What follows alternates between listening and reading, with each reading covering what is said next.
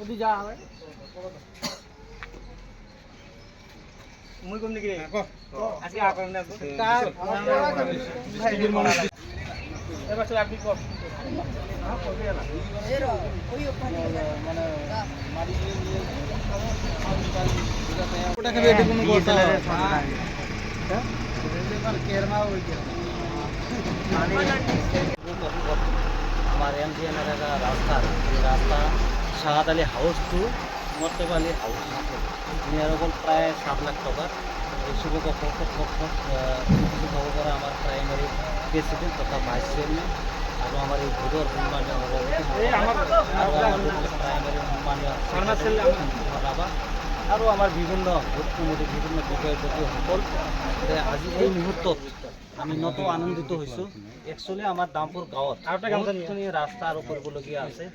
MG নৰেগাৰ 2024 বৰ্ষৰ যি আবণ্টিত যি স্কিম এগ্ৰিল বান কাম ৰোড ফ্ৰম চৰকাৰ মছজিদ to Motiar Khan house at Khutabagra part 1 এই স্কিমখন আজি আমি শুভ উদ্বোধন কৰিবলৈ আহিছোঁ।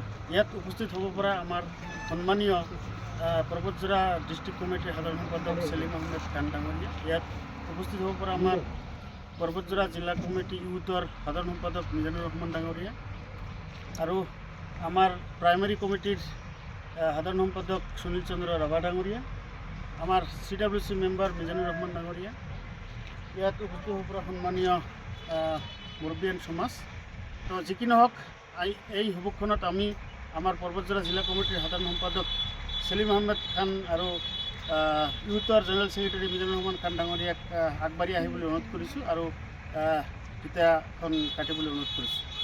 VCDC অন্তৰ্গত দামপুৰ পাৰ্ট 2 ইয়াতে আমাৰ MG নৰেগাৰ এটা কাম শুভ উদ্বোধন কৰিলোঁ। তো ভাল লাগিছে। এইখন গাঁৱত আৰু বহুখিনি কৰিবলগীয়া আছে। এই ৰাস্তাটো যিটো আমি দেখিলোঁ ইয়াত CC ব্লক কাম কৰাৰ প্ৰয়োজন আছে বুলি আমি ভাবোঁ। যিটো MG নৰেগাৰ কাম হ'ব ইয়াৰ পিছত হয়তো আমি CC ব্লকৰ কাম কৰিম। দামপুৰ গাঁৱত বহুত 7টা-8টা ৰাস্তা আমি দেখিছোঁ কাম কৰিব লাগিব। তো আমি আমাৰ চৰকাৰক যিখিনি কাম কৰি আছে ভাল কাম কৰি আছে তে আমি ৰাইজক আহ্বান জনাওঁ এই গাঁৱৰে যে আপোনালোকে আহক আমাৰ লগত সহায় সহযোগিতা কৰক আৰু গাঁৱৰ যিখিনি সমস্যা আছে এই সমস্যাখিনি যাতে আমি সমাধান কৰিব পাৰোঁ। আমি ৰাইজক আহ্বান জনাইছোঁ আহক একেলগে মিলিজুলি আমাৰ UPPL চৰকাৰক আমি সহায় সহযোগিতা কৰোঁ। আজি আমাৰ এই দামপুৰ পাৰ্ট 2 গাঁৱত যি MG নৰেগাৰ 2024-25 বৰ্ষৰ যি আবণ্টিত আমাৰ স্কিম এই স্কিম হ'ল 7 লাখ টকা আৰু এই স্কিমখন আমি অতি সোনকালে যাতে শেষ কৰিব পাৰোঁ আৰু নেক্সট টাইমত আমি যাতে CC ব্লক এই ৰাস্তাটোৱে CC ব্লক কৰিব পাৰোঁ এইখিনি আমি আশা কৰিছোঁ।